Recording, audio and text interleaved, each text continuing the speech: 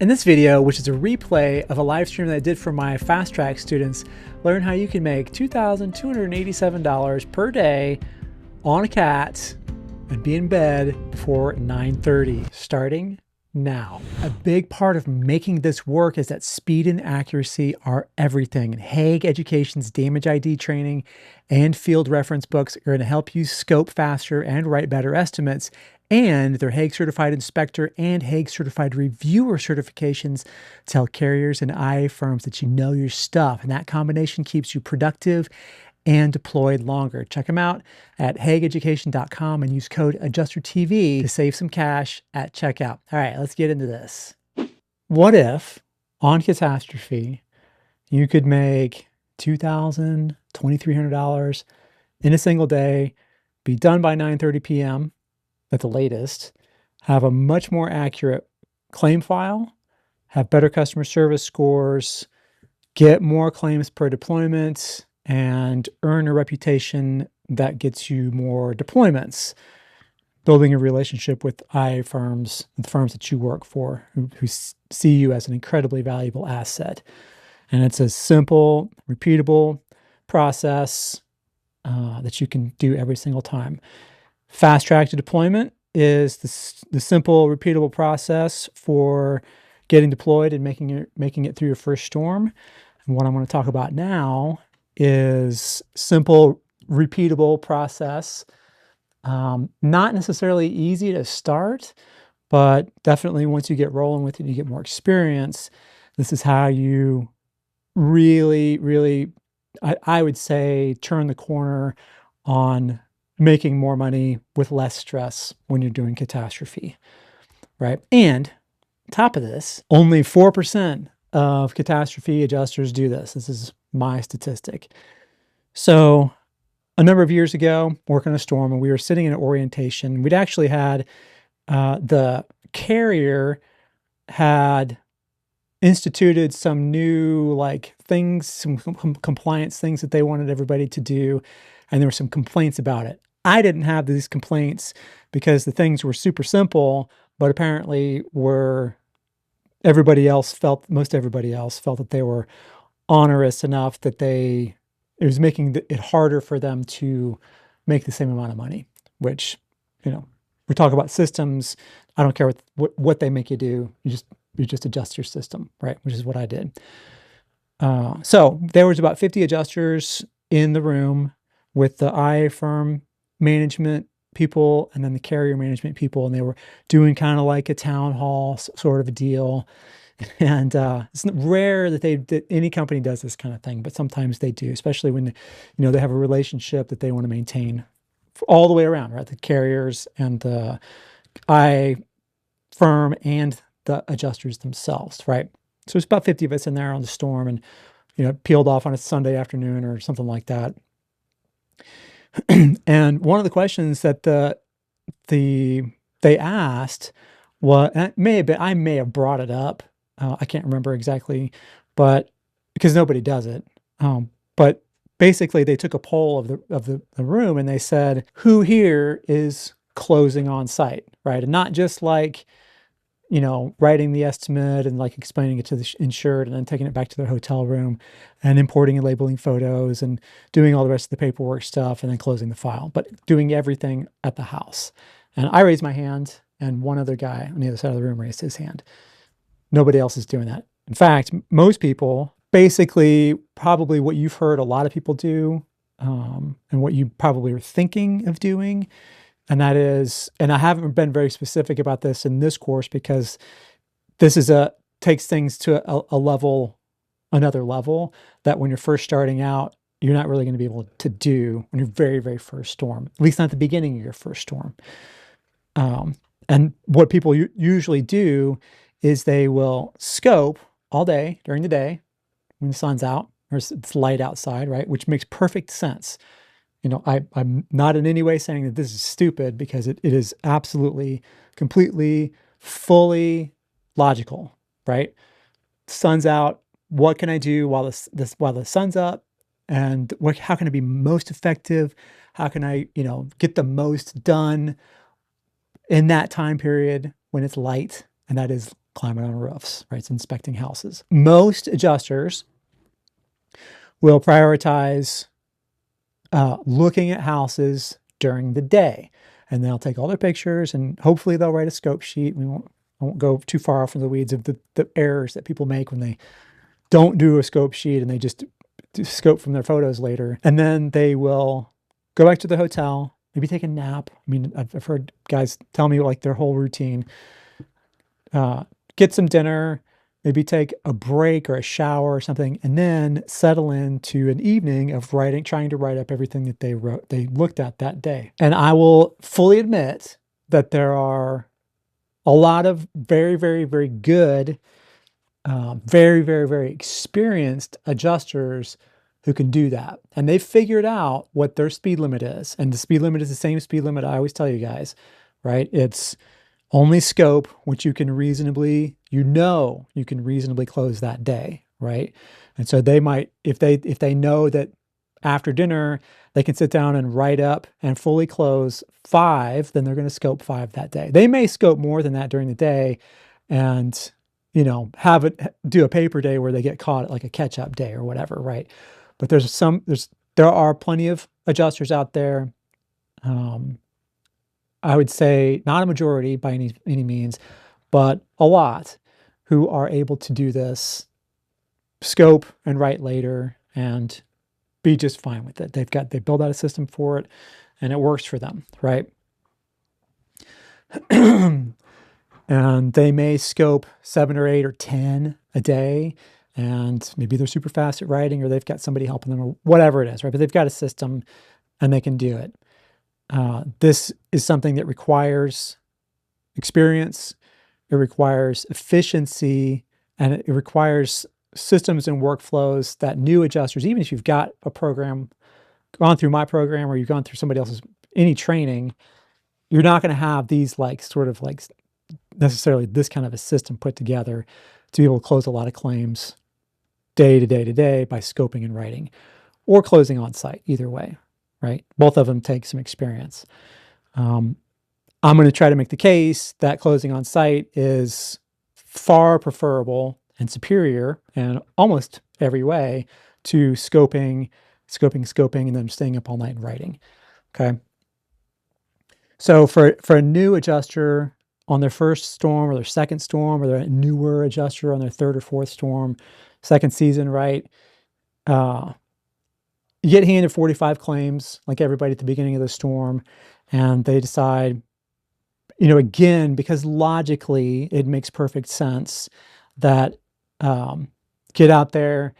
You got your manager putting a lot of pressure on you. Whenever you talk to the insureds, when you're setting your appointments, you're like, I know that I can get out there and I can scope 6, right? 6 a day. And so you line out a bunch of days with 6 appointments per day, right? And that night, you try as you might as a newer adjuster or a new adjuster, if you can close any, you're closing maybe 3. So we're going to use 3 in our math problem here. So that by itself, if you only got those 45 claims and you scoped 6 and you wrote up 3, you would always be behind by like double of what you've closed, basically. That's kind of the way it works out. And then, so you might get done in 8 days with your scopes, but then you have another 7 days, maybe 3 or 4 days of just sitting there writing them up. If nothing else changes, if that was only all you had to do, right? But the problem is that you have to layer on some complexities that are going to happen on pretty much any storm that you have where you're doing the full claims file. First things, corrections, right? Being generous, we'll say you've got a 30% correction rate, which means out of every 3 claims that you close, 1 gets kicked back for something, right? Which is why you have to do that self-file review, because any claims getting kicked back for dumb things like, missed depreciation, any silly things that you will learn about, you've learned about in this class. You don't want files get kicked back for those things, but there's always going to be something else that you missed, you didn't know, right? Or you did wrong, or you made an error somewhere, whatever it is, right? So 30% corrections. So you're getting 1 of those 3 claims kicked back for corrections, right? Which has its own workflow, its own, how long it takes you to do those corrections, depending on what you messed up. If the dollar figure in the settlement changes, you have to call the insured, which means now you have to like put it in your schedule. I'm going to call the insured after my second appointment tomorrow morning and leave a message and then your phone tagging for the next 3 days, right? And that file is just sitting there. It's still open, right? When it's kicked back, you close it, right? It gets marked completed in your system. File review gets their hands on it and they reopen it for review. And then when they find that they have to send it back for corrections, it gets rejected back to you and it's reopened. It's showing as open. It's showing as a pending file, right? So it's going against your numbers, basically. Okay. Then, and again, being generous here on the low end, maybe we could say there's a 10% reinspection rate, right? You got to go back out and meet the contractor, meet the homeowner. Maybe the homeowner was like, the first inspection, like, yeah, just going out. It doesn't matter. There's no damage on the inside of the house. And, or my daughter lives there and she said there wasn't anything on the inside of the house, just take a look at the roof, right? And then you close that one. And then a week later, they call back and say, oh, well, I went out there and actually there's a bunch of water spots she didn't even know. So can you come back out here and look at this, right? And you may be required to do that. Or maybe there was an outbuilding that you didn't think was there, for whatever reason, you're going back out to the house, right? So 1 out of every 10 reopens for that reason. So now that's a block of your schedule. You're looking at 6 a day and you're like, this is what I can do a day. But now all of a sudden you have to add in one, right? Where you got to go back out to the house. You can't do it at 10 o'clock at night. You can't do it at 5 o'clock in the morning because the sun's not up and people aren't going to let you at their house at that time, right? So all of that to say, that to demonstrate that it's the snowball itself, without any complications, can be catastrophic, right? But then it's guaranteed there's going to be complications which make it infinitely more tangled and more complicated than the snowball, even worse. You have a pending, right? Which, briefly we'll talk about your cycle time and how your pending works, right? So cycle time is from the time the insured files the claim, calling, hey, our house blew down, to the time that you say, well, sir, you'll get your first check in the mail in about a week to 10 business days, and it'll be for $2,500. And, if you have any questions, give me a call. From those 2 moments, that time in between is your cycle time. And most will say you got 7 days, right? Now, you've got wiggle room there, certainly. If you have an average of cycle time of like 9 days or 8.5 days or 10 days, nobody's going to say anything to you, right? It's just that they want to try and it's a target to shoot for, not like something that you have to stick to, right? Necessarily, but you really want to try to strive for it. So that's cycle time. What your pending means is you have different kinds of pending. So when you get assigned 45 claims, you have 45 open claims, right? That's the list of pending files that you have.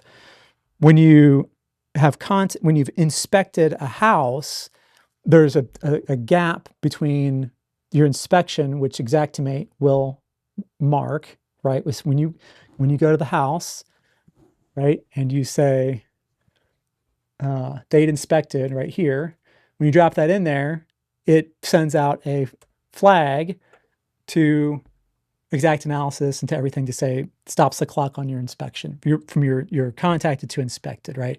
But now a new clock starts that says, all right, well, from the time that you inspected it till the time that you close it, what's that number, right? And every carrier is going to say, we want it to be ideally, the most ideal perfect scenario is that that's 0 hours. There's 24 hours. It's 1 day, right? You want to inspect it and close it pretty much the same day, which is why I always say only scope what you can reasonably close that same day, because that's a critical metric. If you've got a file that was inspected and it was never closed, it didn't get kicked back for anything, you just haven't closed it yet, and it's still sitting on your desk, figuratively speaking, 7, 8, 12 days later, you're going to get in trouble. You're going to get in big trouble for that, right? Because the insured has probably been promised at some point in here, maybe when they first called it in, well, yeah, you should, once your adjuster comes out, and after that, it should only take about,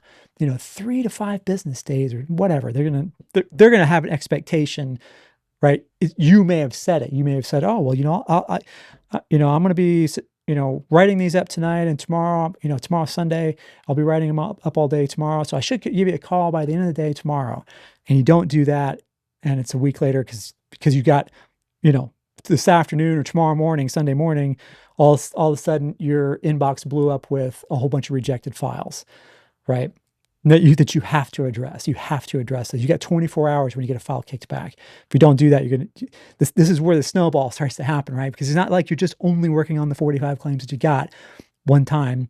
You're working on them multiple times, and at some point in here, if you're doing okay, you're gonna start getting new claims. Long story short, on all that, you have to have the shortest possible period of time between when you inspect it and when you close it. For that reason, and a bunch of other reasons that I'm going to get into here in a minute. So you're carrying around a bunch of pending, right? And the snowball starts to happen, and the pending starts to get messed up with reinspections and rejections and whatever, right? Your managers, because the relationship between the carrier and the IA firm is a lot of it's sort of like based on how well you do as an adjuster and what your numbers look like. Your team manager, there might be 1,000 adjusters on a hurricane. You're going to have a team manager who's going to have like 20 of you or 30 of you, right? So you have one person who's your manager, right? Directly, and with 20 or 30 other people, right? So you're not going to be talking to the manager over the whole storm. You're talking to one of the 25 managers that they have for each team. So you have a team manager, right? Your team manager is looking at these numbers. They're watching them it's part of their job, right? When their phone's not ringing and they're not talking to people and putting out fires or whatever, they're in there looking at everybody's numbers and saying, all right, well, who are we going to cut, right? Who can we give claims to? Who needs help? Do I need to make a phone call to this adjuster, right? They're very, very active in managing you, right? So you're not just out there, you think you're out there by yourself, you're in your truck listening to music, driving along, and you're getting voicemails and whatever, and you're hiding, right? It's just simply not the case. Your numbers are being very, very actively tracked to a very high degree, and you will get called. Depending on how good your manager is, you'll be talking to them, right? So, and besides that, you get paid to close claims, not to inspect claims, right? If you're handling full claims, if you're doing like photo and scope, forget all this. This is irrelevant, right? But if like I say ad nauseum, they might like you go to Pilot's thing, and they're like, oh yeah, you're going to work for Allstate, and they're going to make all your appointments, and you're going to do this and that, and you're not going to do this and that, whatever, right? You're not going to do that. You're not going to do that storm with them forever, right? The next one, something might come up and they're like, hey man, we need, you're already there. We got this new client that we really want to keep. And it's full claims. You're making your own appointments. You're doing all the things, right? So it may go from photo and scope to doing full claims, or maybe there's some dailies in the area and they just want you to stick around and do dailies. You got to know how to do this, right? You have to be flexible. You can't just be like, assuming that just because you were told at the beginning of your onboarding with some IA firm that, oh yeah, we really only do, you're just going to be using your phone and just taking pictures. That's all, right? So if you want to be an adjuster and make the big bucks, you got to know how to do this, right?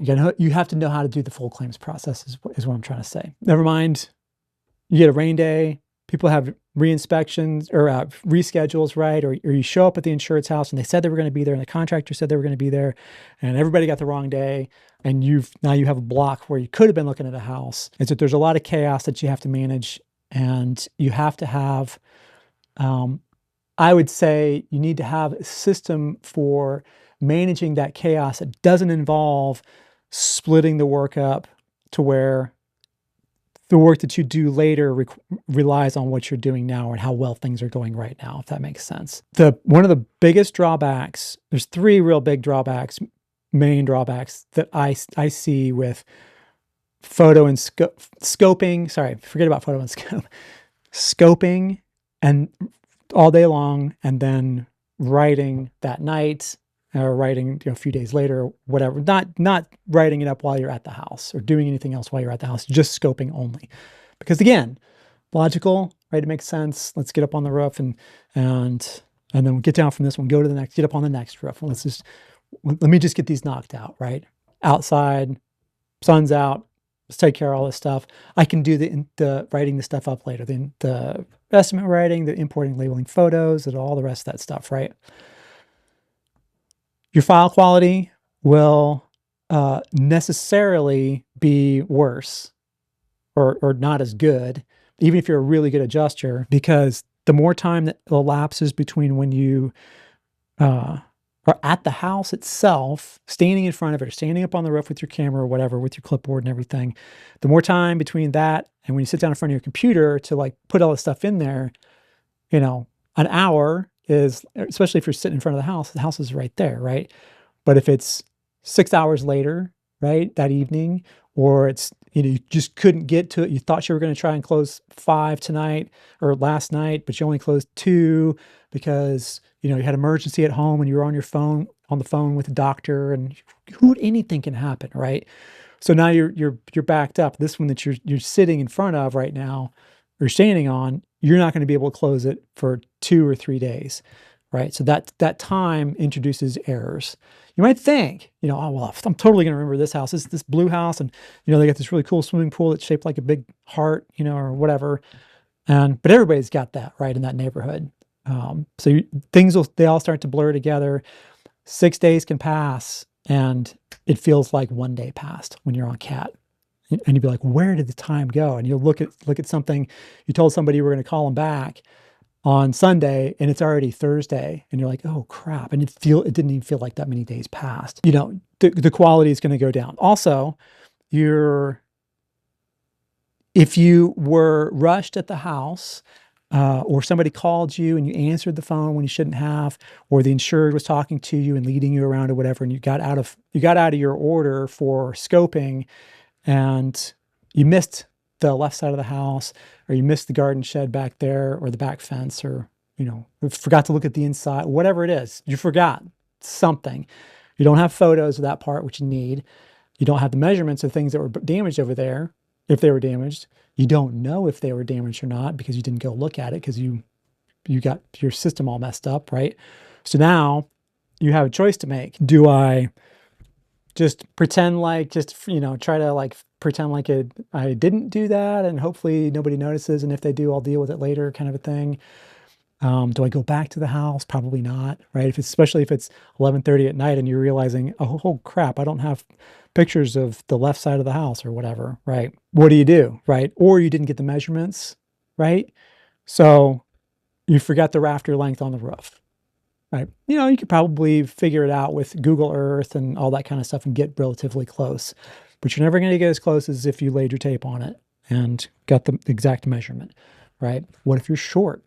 Well, if you're short a foot, right? If you're guessing that it was a 16-foot rafter when it was really a 17.5-foot rafter, well, that 1.5 feet, it's a 40-foot long ridge. I mean, that's how many squares is that, right? Can add up to a significant amount of a deviation from what the contractor, who is going to put his tape on it and measure it, the whole thing, and not forget a measurement. His estimate's different because you just have the wrong measurements, right? So if you're sitting there in your truck in front of the house and you're like, oh shoot, I forgot the rafter length, grab your tape measure and your camera, just in case, and your ladder's still set up, and go run up there and get the measurement, right? You leave the insured waiting. This is another drawback to not settling on site. The insured's got to sit around and wait for you to get back to them with your report or whatever. And there's phone tag always involved with that, right? Customer service scores are going to drop.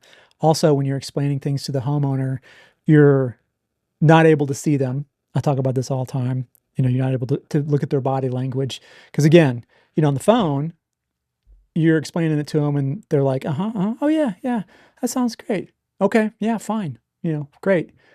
But if you saw them in person, they're doing this. They got their finger over their mouth. They're shaking their head. Yeah, that sounds great. Totally. And what they're thinking in their mind is, as soon as I get off the phone with this jackass, I'm calling my agent and I'm going to tear him a new one because that adjuster, blah, blah, blah. You have no idea, right? If you're standing there in the front yard or they're in their living room with them and you're observing their closed body language and they're shaking their head, even though they're saying that they're agreeing, you can stop and just say, listen, if any part of this doesn't make sense, look, I'm happy to go over this part again or that part. Is there a part of this that you need me to explain again, right? And that way, by the time you're done explaining everything, they're doing this and they get their hands on their hips, or they're doing this, or, whatever. And they're smiling and they're looking at you in the eye, and they don't have their hands over their face because they're like trying to cover up their, whatever, body language stuff, right? You can see that in person, right? So it's a small-ish thing, but I think over the long term that accumulates, and all these things add up. About halfway through my career, I would say maybe 10 years in, something like that, I kind of had a shift where I was like, you know what? I really want to no matter what, if they have a contractor, I want that guy here. I want him at the house on my first inspection, because I don't want to come back. I don't want it. It's wasted. Anytime you do it once, great. I made the money, the 320 or 327 or 250 or whatever it is, $400, right? The second I have to go back to the house for anything at all, meeting the contractor because I didn't meet him the first time, that basically I'm losing money, right? Because that's an hour that I could have put another three or $400 into, instead of I'm getting zero more now, right? I want the contractor there because I print that thing out, or I get the total and everything on my computer, and I walk over to his window. I've done this 1,000 times. Walk over to the guy's window, and he's sitting there waiting, because I told him, I said, well, I'm going to go ahead and rent this up right now. As soon as, before I leave, I'll give you guys a total and everything. Those guys, they're like, oh, are you serious? And they'll go get in their truck and they'll sit there and wait, and they'll make some calls or whatever. And they're excited because they're going to get this thing wrapped up. And it helps the contractor too, because now if you have an agreed price with the contractor, then he can go up to the insured's house and be like, your adjuster said it's going to be, this much. We'll do it for this much. We'll do it for that. No problem. Let's sign right here, right? And it's a no problem. It's not a big fight. It's not going after supplements and all that stuff. Walk over to the contractor's truck after I finish writing everything out, print it out, grab it out of the back seat. I go up to him first, right? Because he's parked behind me. And, everything we talked about, here's the bottom line number, here's their deductible, here's their first check. And 99% of the time, if you know how to write an estimate correctly and you got the right measurements, yeah, looks good, man. Good to go. And they either walk up with you and you go over everything, or you go up and explain everything to the insured, and he waits till you're done, and he goes up and he'll walk up there with his little placard with the shingle colors on it and everything, and it's done deal, right? It's off everybody's plate. Scoping, even if you're a badass, super kick-ass, awesome, really accurate adjuster, and you're doing scope, and then write later, you're not going to get these benefits, the customer service benefits, the contractor stuff. And again, they're small things, but these are the things that I figured out, trying to be 5% better, 10% better. This is the kind of stuff that I'm talking about, right?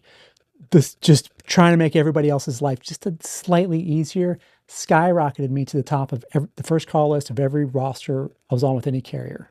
And it was easy to do, especially once I built all these systems, right? So these are the benefits of settling the whole thing up on site. So how do you do it, right? How do we do this? Well, the first thing is a little bit of preparation. This is another reason why you do claims recon, right? It's not just so that you can see just about how long your scope's going to take, like when you're walking around the actual house, if they have multiple outbuildings or whatever. It's also, so that I can see how many buildings there are, how long is it going to take me to write that estimate as well, because I'm going to do it at the house, right? So I'm going to try to set myself up for success beforehand. That's another reason why we import the grouping tree when we're setting the file up, right? And this is in the beginning modules. We do all this setup stuff first. We don't just jump in there and put the activity diary in. We put in the grouping tree, so on. If you got an eagle view, if you're like, oh my gosh, this thing looks like the Taj Mahal, and it's like domes and pyramids and all kinds of crazy stuff, get an eagle view, right? Drop the eagle view in there before you get to the house, right? If you're allowed to use hover, it's part of your workflow. You're on your very first day, you get your claims assigned to you Sunday night at 8 o'clock. They all come in. Your inbox blows up with a bunch of stuff. You're not doing a whole lot with that other than to start building your schedule, right? So you print out all your loss reports, you build your schedule, you route everything, you do your claims recon and all that stuff. And then you sit down and you call the insureds. If you're allowed to use Hover, you can send a link to the insured and they can do the thing. They can go walk around the house and take the 8 pictures, right, before you get there. And I don't know how long, what Hover's turnaround time is these days, if it's a 24 hours still, or if they can do it in less than that. But either way, that's done before you get there. So you've got the roof diagram and the measurements and everything. You still have to ground truth that and put your tape on the roof and double check all that stuff. But that part's done. It's already in there, right? Either way, you're doing as many things as possible that you can think of to make it easy for you to, when you do sit down to do it at the house, that it's easy. Like any little like extra stuff, importing the grouping tree takes seconds, right? But it's seconds that add up to minutes during the day, right? Maybe not, it's probably not going to add up to an hour, but it's going to be extra time, right? Those things, those little time savings accumulated with a bunch of other little time savings things that you do will absolutely add up to hours during the day, which allows you to do more of these during the day, right? So scope the house, take your photos, get your measurements, your diagrams and all that kind of stuff. You talk to the insured. When you get done, you can either, when you're at the house and the insured's there, you can either say, when I get done looking at everything, I'll come down and explain what I found. Or what I ended up doing when I was always closing on site was to say, give me about an hour or hour and 15 minutes or 55 minutes or whatever, what my average was, depending on how big the house was. If it was a little house and there wasn't much damage or it was whatever, then it was 45 minutes, say an hour, under promise, over deliver. I'm going to take a look at the house, and then I'll when I get done putting everything together, I'll come up and knock on the door, right, and go over everything with you. Okay? Any questions? Okay, great. Give me up till 10 o'clock, right? And we'll go from there, right? So now I have a window to scope the house and then go back to the truck and put the whole file together, write the estimate and everything, and then print it out if I can or have to or whatever, or not, take my computer back up to the house and go over it with them, right? The way it is, you get fast doing it by doing it, right? The old saying, that slow is smooth and smooth is fast is great in the beginning when you're learning the steps, right? When you're learning the piano piece, you have to go slow to teach your body how to do the moves, right? This is why we do the ramp up in the beginning of FastTrack, right? But at some point, in order to be fast, you have to practice those things being at a high speed, relatively speaking, right? So the more you type, right? The more you type emails, the more you type photo labels and all that kind of stuff, you're typing the same things over and over again, right? The faster you're going to get at it. You get all your information, all your scope, your diagram, your measurements, your photos, all that stuff is either in your snapshot camera, which I found, by the way,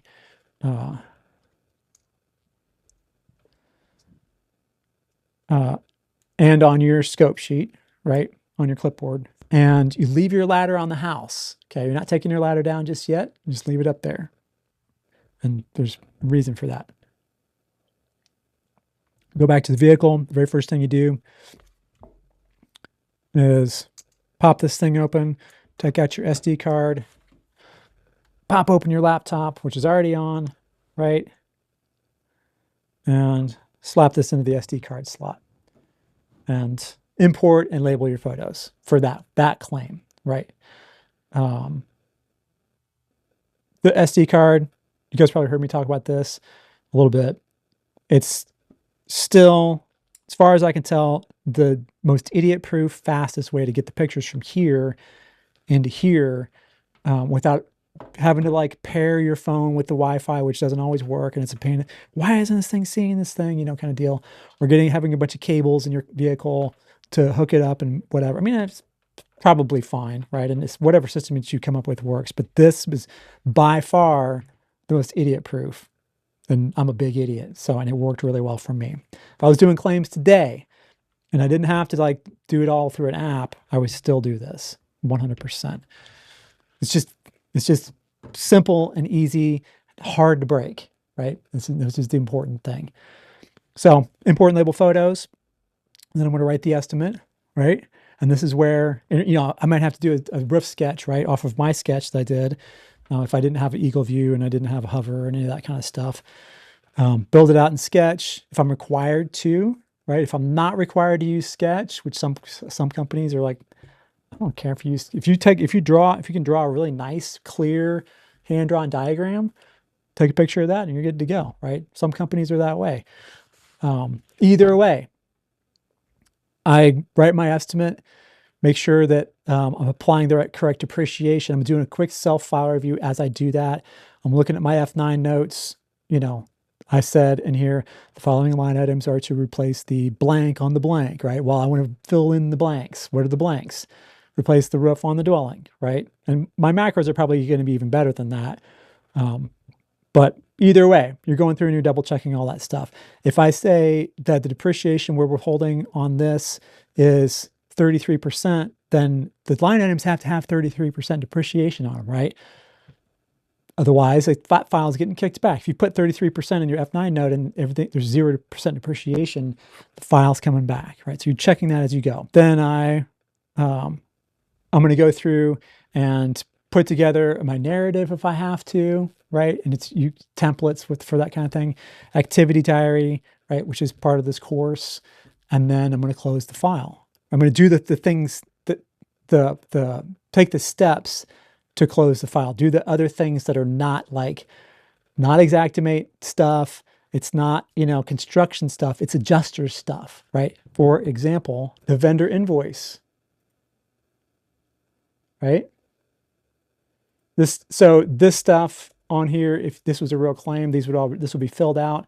The insured names would be filled out. The CAT code would be filled out. The claim number, all this stuff will be filled out, including your adjuster ID and your adjuster name, right? And it would pull the total. If it was a $10,000 claim, this is programmed to know what the fee schedule is. So if it was like, well, $10,000 claim is $450, it would put your base fee as $450 there, right? It would already be filled out. This is where you would be filling things out, right? Was there interior damage, right? And these would have the prices that are from the fee schedule, okay? This is all blank because I'm not deployed with this or anything. 2 or more story charge, steep charge, additional steep charge, right? It's going to be less, so on and so forth, right? Mileage over 25-mile radius, right? And then you'll be given the mileage per mile rate, and then filling these things out. You got an adjuster on site? Yep. Then that's an extra $20 or something, right? And these will all be filled out already. Maybe you don't have a manager on site, but some remote person, right? Well, then you can use the remote one, so on and so forth, right? And then claim summary. The claim summary is different from the claim summary that's in Xactimate, where it says summary for dwelling. You're getting basically the same information, but you have to put in the peril code depending on what kind of policy it is. And then this will pull from the estimate, and then you pop in this. So these are all the little things that you have to fill out. If you have to do a letter, usually it's going to be a full or partial denial, and then you fill in why here, and you're going to put in, copy paste in the policy language there, right? Which doesn't take very long once you do it a few times. If they're like, nope, there weren't any risk review items, then I just check that off, right? But if there were, then it's going to pull up basically that thing, right? So aggressive animals, insured to value eligibility, I've never once filled that out. Liability exposure is going to be like handrails, fence, a pool, no fence, broken, uneven steps or sidewalks, things that underwriting wants to know about, things that the carrier wants to know about to say whether, is this place too much of a risk for us to insure? And you've heard people, maybe you're one of them, say, you know, we used to have such and such, but they dropped us for no reason. Well, there was a reason. It was probably one of these. And it could have been any one of these, right? Property maintenance, debris, named insured, not residing on premises, right? Roofing deteriorated. You got it, right? So on and so forth. Knob and tube. You're not going to know that unless you know, you're the walls are burned or you're up in the attic or something like that. So you're filling that thing out if you need to, otherwise you're not, right? Subrogation, right? You're not on cat claims, you're never doing subrogation. Rare, like super duper rare, right? But this is going to be, say for example, the contractor, let's see, the water mitigation company had a dumpster in the driveway and they cracked it, put a bunch of huge cracks and scratches in the driveway. Well, you're going to put the water mitigation company's name right here, right?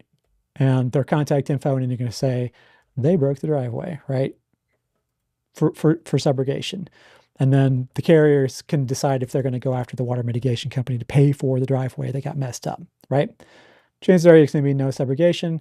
Salvage, usually there's no salvage, but it might be that they have a $3,000 television set that's not working.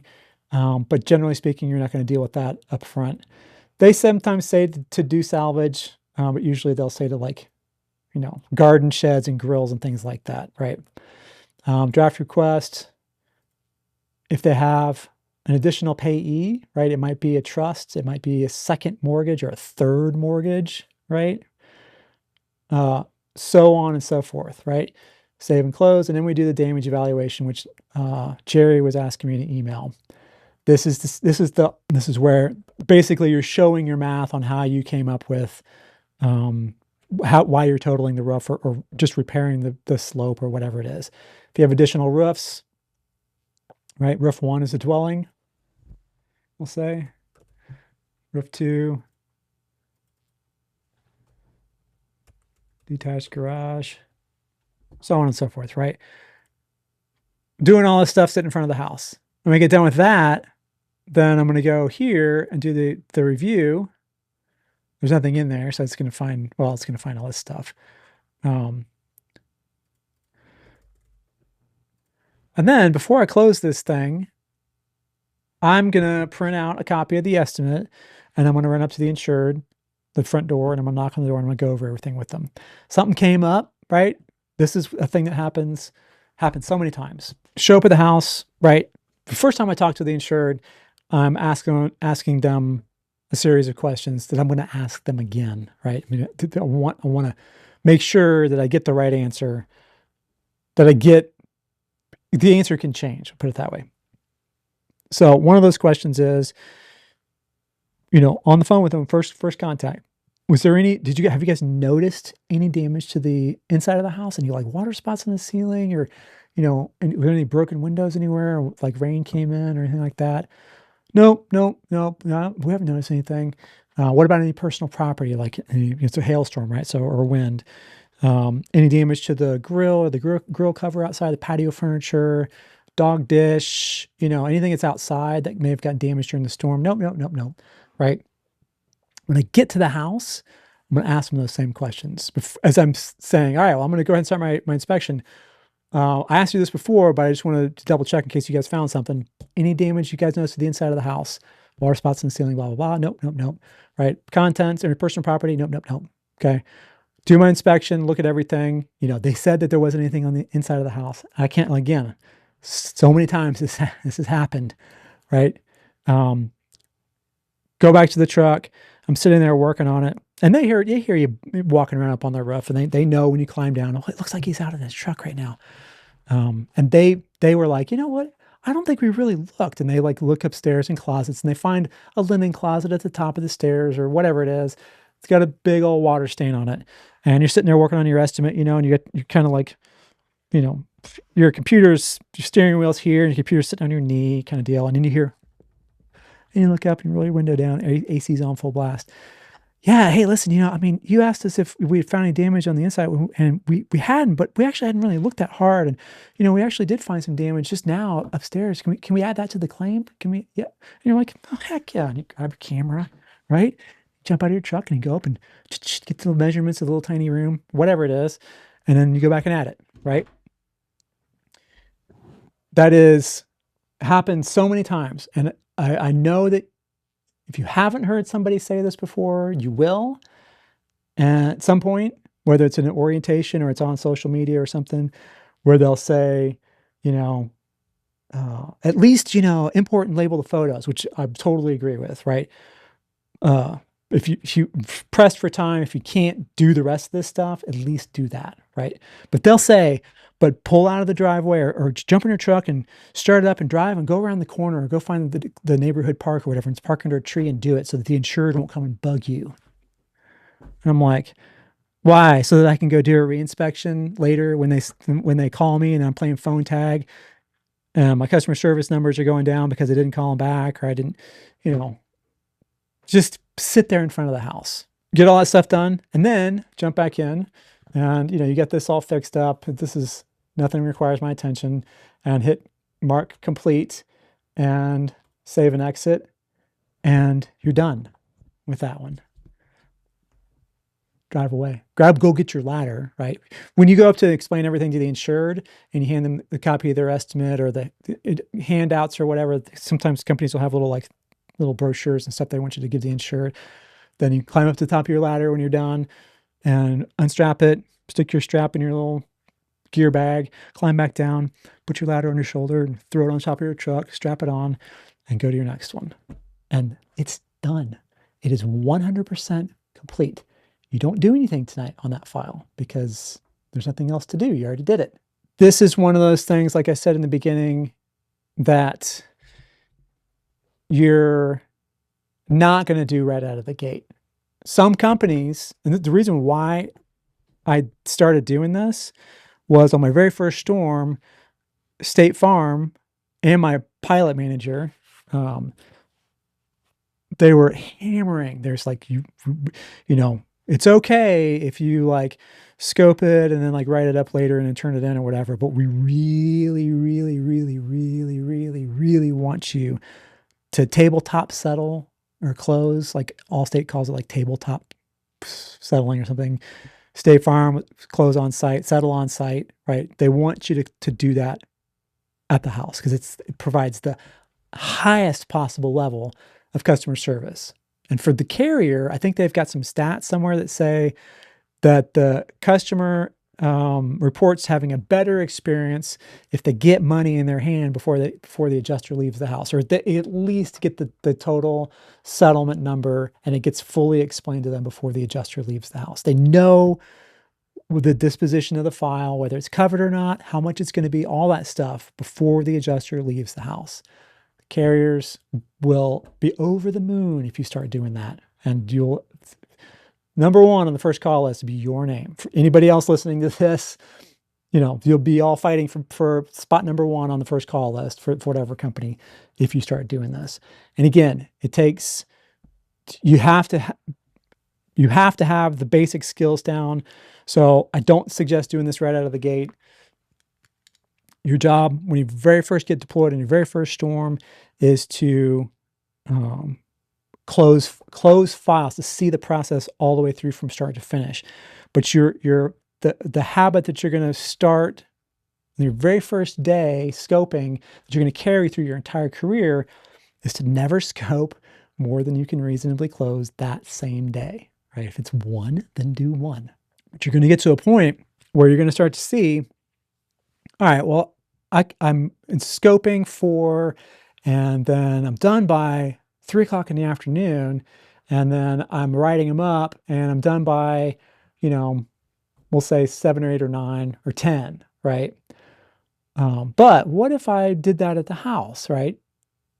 And interestingly enough, where it might take you, we'll say, I don't know, just be generous and just have some numbers here for illustration.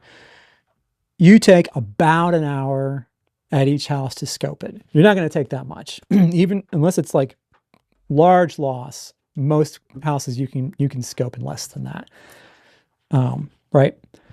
And then it takes you another hour to do the rest of the file, right? That night. I think I can convincingly argue that if you just did all that stuff right at the house, that you could do the whole thing in an hour and 45 minutes or an hour and a half, right? You could do the same amount of work in less time. And the primary reason is because when you're sitting in your vehicle, you've got your laptop on your knee, or you're sitting in the back seat, or however you got your car set up, all you're doing is this, right? There's no TV in the hotel room. There's no phone, it's evening and like the spouse is calling and, they want to FaceTime with the kids and that kind of thing to interrupt you. It's the middle of the day, right? It's a Tuesday. It's a work day. Everybody else is busy working. You're busy working. You have zero distractions sitting in your vehicle working on this, right? And you got a little bit of deadline pressure, right? You got your next appointment's kind of like looming, right? You've set aside enough time to do. You've given yourself 2 hours to do it, but you can do it in less than that because of these reasons, right? So it's faster, I think, for all those reasons, and also because you're getting a full night's sleep, right? You're doing stuff in the evening, certainly. You might have, you're going to get corrections. You're always going to get corrections, files kicked back to you for one reason or another. So you work on that stuff that night. And if it's before 9 o'clock, you're making some phone calls, right? You're getting new claims. So you have to jump in and like work those into your schedule and print out the loss reports and set them up in Xactimate. You might get 6 new claims on a Tuesday or a Monday. Usually Mondays is like the weekend, people, especially in the summertime, neighborhood cookout, right? And everybody's talking over the fence, or they're standing around drinking beers, talking, and the kids are playing out and, the slip and slide. And, oh yeah, we're getting a new roof. You're getting a new roof for what? Oh, that hailstorm. What hailstorm? We were out of town. And then a bunch of claims drop that next Monday, right? So that's when you're usually getting that kind of thing. So you get some new claims, making those phone calls, getting us set up and, all that stuff, right? But there's not like, you don't have like 5 hours of work at night. You've got like an hour, maybe 2, right? If you did everything at the house, maybe you had one that you just like, you ran out of time before your next appointment. And you're just like, I just cannot finish this. Tell the insured, hey, listen, I'll give you a call by the end of the day tomorrow, and I'll explain everything. But I got to go to my next appointment. Sorry. Whatever, however you say it in a way that doesn't make them feel like they're chump change or whatever, right? You may have to write that one up, and then you call them that night, under promise, over deliver, and say, hey, just want to let you know, I just got done writing up your thing. You're getting a new roof, a new siding, a new this, new that, and grand total is going to be 45 grand, and blah blah blah, right? But you're getting a full night's sleep, right? You're going to bed at 9. 8:30, 10 at the latest, right? And then you get, if you go to bed at 10 o'clock and you wake up at 5, that's 7 hours. That's plenty of sleep. That's a perfectly full night's rest for especially older folks, right? We don't need like 12 hours of sleep like we used to when we were 19. At least I did for some reason. I don't know why. Anyway, so you're more rested, right? And it makes going through the day way easier when you're not like ground down getting 3 or 4 hours of sleep every single night for a couple of weeks on end. It doesn't take very many days of getting less suboptimal sleep to burn you just right down to nothing. So you gotta look after yourself. So all that said, closing on site is, as far as I'm concerned, is the way to go. And when I started doing it early, because it got beat into me to do that, basically they've just made it clear that the best adjusters that we have, the ones that work the most, are the ones that close on site. And I was like, I want to be that guy. So I was. And I started closing on site by the end of my first storm. Still, I wasn't doing like a whole bunch, but I was starting to see where the efficiency thing was a thing. Working on one task at a time. I call it single tasking, right? But by the end of my third storm, I was like, I may have gone a little bit too far in the other direction because I was an absolute run and gun rocket ship. And then I had to be kind of like reined back because the customer service wasn't doing great and my file quality was kind of Then I found like my zone, and I just, you know, it wasn't hard to do. And I was consistently doing more work than just about everybody else. Which, considering that so many other adjusters were staying up all night long, I was still closing more files than them. And the work just isn't that, there's a lot of moving parts to it, but it's not super complicated. You know what I mean? If you want the complete beginner's guide to becoming an independent property adjuster, check out this video right here. And as always, thank you so much for watching, and have a great storm.